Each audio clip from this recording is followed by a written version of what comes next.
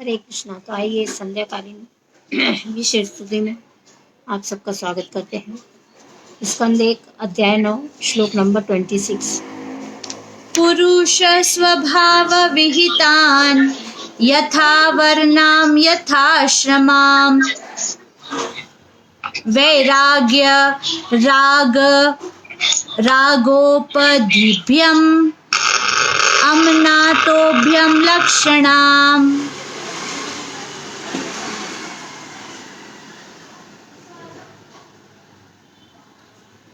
अनुवाद पढ़िए।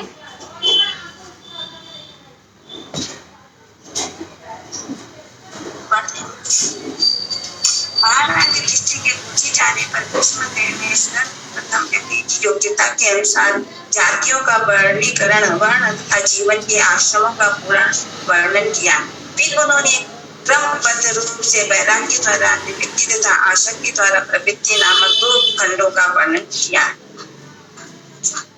जब महाराज युधिष्ठिर ने पूछा तो भीष्मदेव ने सर्वप्रथम व्यक्ति की योग्यताओं के अनुसार जाति वर्ग का वर्णन किया, जीवन के आश्रमों का वर्णन किया।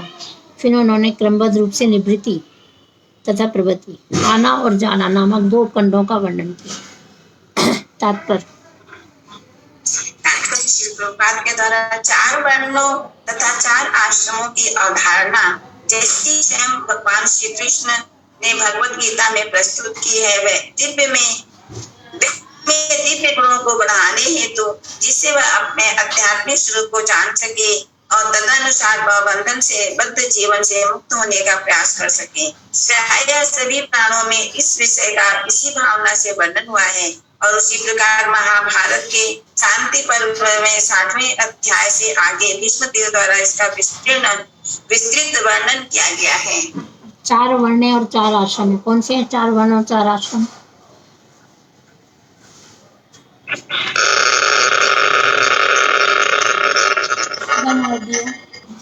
गृहस्थाश्रम, वर्णाश्रम, गृहस्थाश्रम, वर्णाश्रम, वानप्रस्थ आश्रम। अच्छा, वानप्रस्थाश्रम और ब्रह्मचर्य, गृहस्थ हाँ, और वानप्रस्थ और संन्यास और गृहस्थ ब्रह्म आश्रम। ब्रह्मचर्य के बाद में आ गया ना गृहस्थ आश्रम। बेटा ब्रह्मचर्य, गृहस्थ और वानप्रस्थ और ब्राह्मण, क्षत्रिय, वैश्य और शूद्र। तो भीष्मदेव द्वारा दिए गए इसका विस्तृत वर्णन यहाँ पर है। सब मनुष्यों के लिए वर्णाश्रम धर्म की स्तुति इसलिए की जाती है जिससे वे मानव जीवन को सफलतापूर्वक समाप्त करने की शिक्षा प्राप्त कर सके। वर्णाश्रम धर्म की जो बनाया गया वो इसलिए बनाया गया है ताकि मानव जीवन सफलतापूर्वक समाप्त करने की शिक्षा प्राप्त कर सके। जब मानव जीवन समाप्त हो तो सफलतापूर्वक वो शिक्षा प्राप्त कर सके कि कैसे हमें जीवन जीना है। आहार, निद्रा, भय, प्रसन्न, रत, निम्न पशुओं के जीवन में और आत्म साक्षात में अंतर है। खाना पीना, सोना और परिवार का संरक्षण करना, इसमें और आत्म साक्षात्कार में फर्क है। हम जब कृष्ण भावनामृत में नहीं जुड़े थे तो हम क्या करते थे? खाते थे, पीते थे, बच्चे पैदा करते थे और उनके संरक्षण में लगे। जब से हम कृष्ण भावनामृत में आए हैं तो थोड़ी चेतना बदल गई है हमारी। बदल गई है कि नहीं बदल गई? हम ये सोचते हैं यार ये घर गृहस्थी तो लगाई है, ये तो है ही, मनुष्य को करना ही है, लेकिन उससे अलग एक धर्म है मेरा, वह आध्यात्मिकता की ओर उन्नति करना, ये जानना कि मैं कौन हूँ और भगवान कौन है। तो भीष्मदेव ने सभी मनुष्यों के लिए योग्यताएं बताई हैं, ध्यान से सुन लेना इसको। क्रोध नहीं करना चाहिए, झूठ नहीं बोलना चाहिए, धन संपदा का समान वितरण होना चाहिए, किसी को धन ज़्यादा दे देना, किसी को कम देना, ऐसा नहीं होना चाहिए। क्षमा कर देना चाहिए, अपनी वैध पत्नी से ही संतान उत्पन्न करना चाहिए, मन से शुद्ध तथा शरीर से स्वच्छ रहना चाहिए, किसी के प्रति शत्रुभाव नहीं रखना चाहिए। मन से शुद्ध तथा शरीर से स्वच्छ, दोनों से स्वस्थ रहना चाहिए। शरीर को रगड़ रगड़ के नहा लो, यमुना में नहाया हो, गंगा में नहाया हो, लेकिन मन शुद्ध नहीं है तो कोई फायदा होने वाला नहीं है। क्षमा कर देना चाहिए, अपनी वैध पत्नी से ही संतान उत्पन्न करना चाहिए, किसी के प्रति शत्रु भाव नहीं रखना चाहिए, कोई भी व्यक्ति उसके प्रति हमें शत्रु भाव नहीं रखना चाहिए, सरल होना चाहिए, सेवकों या आश्रितों का पालन करना चाहिए। उपयुक्त प्राथमिक योग्यताओं को अर्जित किए बिना मनुष्य को सब नहीं कहा जा सकता। जब तक ये 9 गुण हमारे अंदर नहीं होंगे हम सब नहीं कहला सकते। इसके साथ साथ ब्राह्मणों, बुद्धिमान व्यक्तियों, क्षत्रियों, शूद्र और वैश्यों को समस्त वैदिक शास्त्रों में वर्णित अपनी अपनी वृत्तियों के अनुसार विशेष योग्यताएं प्राप्त करनी होती हैं। अब आप यदि क्षत्रिय हैं, वैश्य हैं, शूद्र हैं, ब्राह्मण हैं, तो उसके अनुसार आपको अपनी योग्यताएं प्राप्त करनी है। आप ब्राह्मण परिवार में जन्म लिए हो लेकिन कार्य शूद्र के कर रहे हो तो कोई फायदा नहीं होने वाला। लेकिन शूद्र परिवार में जन्म लेकर यदि वो ब्राह्मण के कार्य कर रहा है तो उसको बहुत फायदा होने वाला है। तो यदि हम ब्राह्मण, क्षत्रिय, वैश्य का कैसे रहना चाहिए। व्यक्तियों के लिए इंद्रियों पर संयम रखना सर्वाधिक अनिवार्य योग्यता है। सबसे पहले एक व्यक्ति को अपनी इंद्रियों पर संयम होना चाहिए। यह नैतिकता का मूल आधार है। अपनी वैध पत्नी से ही नियंत्रित रूप से मैथुन करना चाहिए। यहाँ पे बताया गया है शादी हो गई उसके बाद में जानवरों के जैसा कार्य नहीं करना चाहिए कि जब चाहे तब कुछ भी कर लो, तो उसके बाद में भी बंधन है। ऐसा नहीं है, लोग बोलते हैं ना अब शादी हो गई अब क्या चीज़ कर रहे हैं। शादी के बाद में भी हमको नियम रहना चाहिए, जानवरों के जैसा कार्य नहीं करना चाहिए, जिससे स्वतः परिवार नियोजन हो सके। बुद्धिमान मनुष्य यदि वैदिक जीवन प्रणाली नहीं अपनाता तो वह अपनी योग्यताओं का दुरुपयोग कर रहा होता है। अब बुद्धिमान मनुष्य होता है यदि वो वैदिक शास्त्रों का अध्ययन नहीं करता, नियमों का पालन नहीं करता, तो वह क्या कर रहा है, उसको योग्यता दी है भगवान ने, लेकिन फिर भी वो क्या कर रहा है, उनका दुरुपयोग कर रहा है। वैदिक ज्ञान सीखने के लिए उसे ऐसे व्यक्ति के पास जाना चाहिए जो पूर्ण रूपेण भक्ति में सेवा में लगा हो। उसे शास्त्र वर्जित कोई भी बात नहीं करनी चाहिए। हमें ऐसे व्यक्ति के पास जाकर सीखना चाहिए जिसने वैदिक ज्ञान सीख रखा है, जो प्रमाणिक संप्रदाय से है और से भक्ति में लगा है। शास्त्र के खिलाफ कोई भी कार्य नहीं करना चाहिए। तो वह शिक्षक बनने, यदि वो ऐसा करता है, यदि कोई मद्यपान करता है या मादक द्रव्य का सेवन करता है तो वह शिक्षक नहीं बन सकता। कोई व्यक्ति खुद शराब पी रहा है, खुद कांदा लहसुन खा रहा है, तो वो क्या शिक्षक बनेगा। पहले खुद को सुधर रहा है तभी दूसरों को सुधार सकता है। आधुनिक शिक्षक प्रणाली में शिक्षक की शैक्षिक योग्यताओं पर भी ध्यान दिया जाता है, उसके नैतिक जीवन पर नहीं। अतएव इस शिक्षा के परिणाम से उच्च बुद्धि का कई प्रकार से दुरुपयोग होता है। नैतिक जीवन कैसा है, रईसी वाला है, कैसा है, इस पर ध्यान नहीं देना चाहिए। जनरली हमारा ध्यान कहाँ जाता है, कोई धनवान है तो उसके पीछे सब लोग लग जाते हैं, धनवान है तो कुछ तो फायदा हो जाएगा इससे, लेकिन नहीं। किसके पीछे लगना चाहिए हमें, जो वैदिक ज्ञान का ज्ञाता है। शासक वर्ग के सदस्यों अर्थात क्षत्रियों को विशेष सलाह दी जाती है कि वो दान तो दें किंतु किसी भी परिस्थिति में दान लेना। क्षत्रिय को दान तो दे देना चाहिए लेकिन दान लेना नहीं चाहिए। आधुनिक प्रशासक राजनीतिक कार्यों के लिए धन संग्रह तो करते हैं किंतु वे किसी राजकीय समारोह में नागरिकों को दान कभी नहीं देते। अब आधुनिक प्रशासक जितने भी राजनेता हैं वो धन तो इकट्ठा करते हैं लेकिन वो नागरिकों को दान कभी नहीं देते। यह शास्त्रों के आदेशों की सर्वदा विपरीत है। प्रशासक वर्ग को शास्त्रों में निपुण होना चाहिए। जो प्रशासक है, जो राज करते हैं, राजनेता हैं, उनको क्या होना चाहिए, शास्त्रों में निपुण होना चाहिए, लेकिन उन्हें शिक्षक का पेशा नहीं अपनाना चाहिए। वैदिक नॉलेज है इसका मतलब है नहीं चलो आ जाओ बैठ जाओ हमें पैसा दो हम आपको सिखाएंगे, ऐसा व्यवहार हमारा नहीं होना चाहिए। प्रशासकों को कभी भी अहिंसक बनने का स्वांग नहीं करना चाहिए। प्रशासक वर्ग है जो अहिंसक बनने का स्वांग नहीं करना चाहिए। होते तो हिंसा करते हैं ना, वो जरा सा तूने मेरी बात नहीं सुनी चलो निकाल दो चाकू छुरे कर दो खात्मा इसका। राजनेताओं में क्या चल रहा है, यही जो चलता है। उससे क्या होगा, उन्हें नरक जाना पड़ेगा। जब अर्जुन कुरुक्षेत्र के युद्धस्थल में अहिंसक कायर बनना चाह रहा था तब भगवान कृष्ण ने उसकी तीव्र प्रताड़ना की। अर्जुन ने बोला मैं नहीं लड़ूंगा युद्ध, मेरे माँ बाप, मेरे पिता महा और मेरे भाई बहन गुरुजन सब लोग हैं, मैं युद्ध नहीं लड़ूंगा, मैं जंगल में जाकर रहूंगा, भीख मांग कर खा लूंगा। तब भगवान ने बोला अबे वो कायर, क्षत्रिय है, क्षत्रिय का कार्य युद्ध करना, युद्ध कर। भगवान ने अहिंसक पद स्वीकार करने के लिए अर्जुन को असभ्य पुरुष तक कह डाला। अर्जुन जब अपने धर्म का पालन नहीं कर रहा था, वो क्षत्रिय था, तो भगवान ने उसको क्या कह डाला? कायर कह डाला। प्रशासक वर्ग को व्यक्तिगत तौर पर सैन्य शिक्षा में प्रशिक्षित होना चाहिए। मतों की संख्या के आधार पर कायरों को राष्ट्रपति के पद तक ऊपर नहीं उठाया जा सकता। यदि मत देकर आप कायरों को ऊपर उठा भी दोगे तो कितने दिन शासन चला पाएंगे? वो सही शासन चलेगा? नहीं चलेगा। एक छत्र राजा अत्यंत वीर पुरुष होते थे, अतएव यदि एक छत्र राजा को कर्तव्यों का नियमित शिक्षा दिया जाए तो राजतंत्र पद्धति को चालू रखना चाहिए। युद्ध में राजा या राष्ट्रपति को तब तक घर नहीं लौटना चाहिए जब तक वह युद्ध पूरा ना हो जाए। जब तक नहीं, राजा या राष्ट्रपति को तब तक घर नहीं लौटना चाहिए जब तक कि वो घायल ना हो जाए। आज का तथाकथित राजा कभी युद्ध भूमि में जाता ही नहीं है। बोल देता है जाओ इधर युद्ध करो, ये गोली भेज दो, एक हेलीकॉप्टर भेज दो, ये वो कर दो, नहीं जाता। यह झूठी राष्ट्रीय प्रतिष्ठा की आशा में सैनिक शक्ति का कृत्रिम रूप से प्रोत्साहित करने में अत्यंत दक्ष होता है।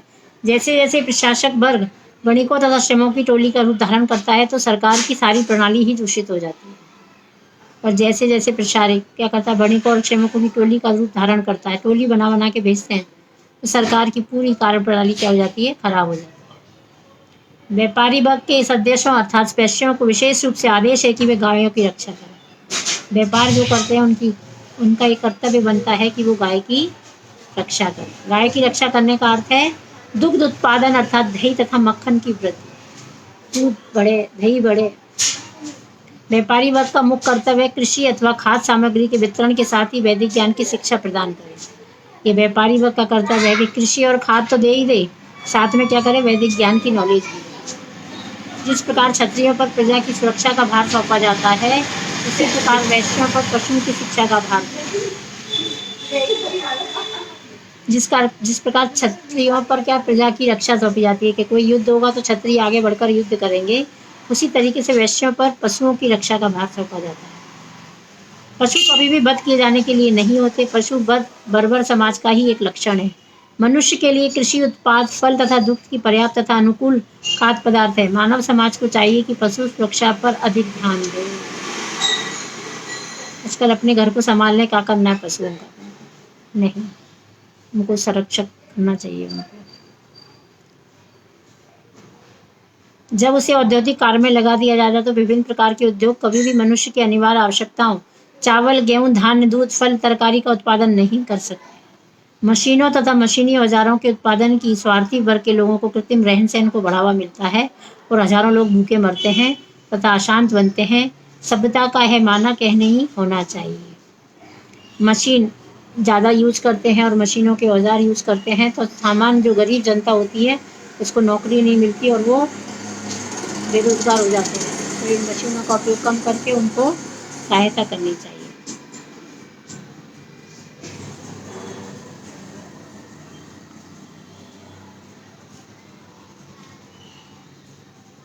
शूद्र कम बुद्धिमान होते हैं, उसे कभी भी स्वतंत्रता नहीं मिलनी चाहिए। वे समाज के 3 उच्चतर वर्णों की सेवा करने के निमित्त है। शूद्र वर्ग उच्चतर वर्णों की सेवा से ही जीवन की सारी सुविधाएं प्राप्त कर लेता है। जो शूद्र होता है वो तीनों वर्ण की सेवा करता है और उससे ही धन उपार्जित कर लेता है। शूद्रों के लिए विशेष आदेश है कि धन संचय न करें। शूद्र को धन संचय नहीं करने का आदेश दिया जाता है। जैसे ही शूद्र धन का संग्रह करता है तो ही उसका दुरुपयोग सुरा सुंदरी में लगा देता है। जैसे उसके पास धन आएगा उसको स्त्री चाहिए, पीने के लिए शराब चाहिए, जुआ खेलने को चाहिए। तो इसके सूचक हैं कि जनता शूद्रों से भी नीचे गिर चुकी है।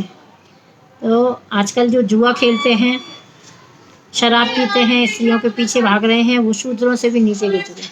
भले ही वो घर में रईस बने रहें, हजारों नौकर काम करते हो, लेकिन यदि वो एक कार्य कर रहे हैं तो वो शूद्रों से भी गए बीते हैं।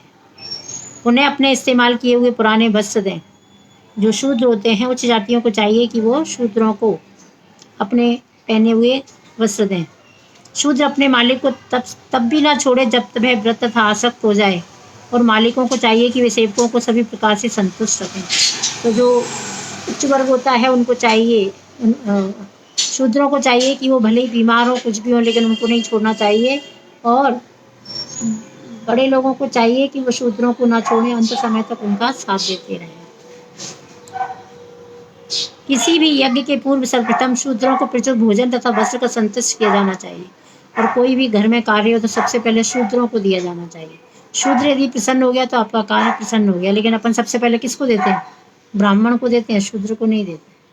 ब्राह्मण को कितना भी दोगे वो संतुष्ट नहीं होता, लेकिन शूद्र को थोड़ा भी दे दोगे वो संतुष्ट हो जाएगा, और पहले दोगे तो संतुष्ट हो जाएगा। हम लोग की आदत है बाद में देने की।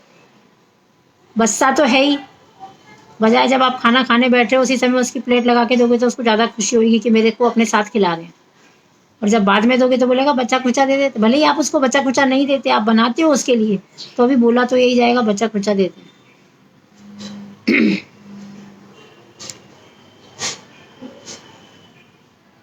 आज के समय में लाखों रुपए खर्च करके अनेक समारोह मनाए जाते हैं, लेकिन बेचारे श्रमिकों को ठीक से भोजन भी नहीं दिया जाता है, ना दान ना बस इत्यादि दिए जाते। इस प्रकार श्रमिक लोग असंतुष्ट ही बने रहते हैं, इसलिए उपद्रव मचते रहते हैं। हम लोग वैसे पार्टियों में लाखों करोड़ों रुपया खर्चा करते हैं, लेकिन जो हमारे वर्कर्स होते हैं उनको उस दिन भी खाना नहीं खिलाते अच्छे से।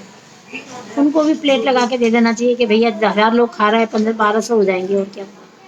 लेकिन हमारे मन में इतनी सम्माई नहीं होती। बड़ा मुश्किल से खर्चा कर रहे हैं 1000 लोगों का, ये 200 लोगों की और सर पे पालें क्यों? बच खच जाएगा, वो खा पी लेना। तो इसलिए क्या हो रहा है? उपद्रव मच रहे हैं।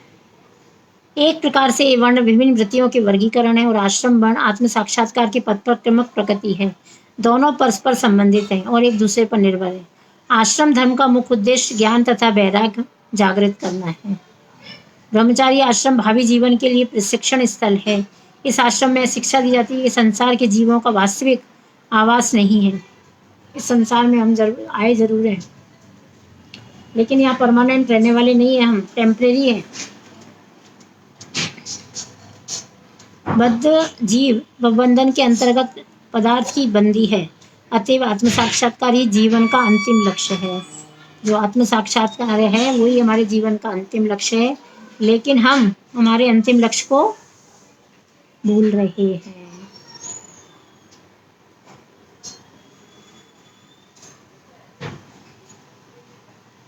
जो व्यक्ति वैराग्य की इस मूल भावना को आत्मसात नहीं कर पाता, उसे वैराग्य की उसी भावना से गृहस्थ जीवन में प्रवेश करने की अनुमति प्रदान की जाती है। अतएव जो व्यक्ति वैराग्य प्राप्त कर लेता है वह तुरंत ही चतुर्थ आश्रम अथवा संन्यास ग्रहण कर लेता है। जिसके अंदर वैराग्य आ गया वो संन्यास ग्रहण कर सकता है, क्योंकि वैराग्य ही नहीं आता, छूटता ही नहीं है। घर, दादा दादी, पोता पोती, नाना नानी, बेटा बेटी, बहू, सब छूटते हैं क्या? छूटते ही नहीं, हम आसक्त हैं उनमें। तो जब तक आसक्त रहेंगे तो नहीं, और जिसने ये छोड़ दिया वो संन्यास को प्राप्त कर सकता है। उसे केवल शिक्षा भिक्षा पर ही निर्भर रहना होता है, धन संग्रह नहीं करना होता, अपितु शरीर तथा आत्मा को चरम साक्षात्कार के लिए बनाए रखना होता है। गृहस्थ जीवन तो आसक्तों के लिए है, जो आसक्त हैं उनके लिए गृहस्थ जीवन है। नहीं तो गृहस्थ जीवन में हमारे जैसा रहने का कोई वानप्रस्थ तथा संन्यास आश्रम उनके लिए है जो भौतिक जीवन से विरक्त हो चुके हैं। वानप्रस्थ आश्रम में व्यक्ति पत्नी को साथ में ले जा सकता है, लेकिन पत्नी से उसका कोई लेना देना नहीं होता। पत्नी के जैसा व्यवहार उसके साथ नहीं होता, साधारण एक दोस्त जैसा साथ में रहता है वैसा रहता है। वानप्रस्थ में पति पत्नी दोनों जाके अपनी भक्ति कर सकते हैं। और भौतिक जीवन से विरक्त हो चुके हैं, जो भौतिक जीवन में नहीं लिप्त होना चाहते, उनके लिए है संन्यास और वानप्रस्थ। ब्रह्मचारी आश्रम तो आसक्त तथा विरक्त दोनों ही के प्रशिक्षण के लिए होता है। तो ब्रह्मचर्य आश्रम जो होता है वो क्या होता है? आसक्ति रहित होता है, ना समाज में रहकर उसको समाज से कुछ लेना देना होता नहीं है।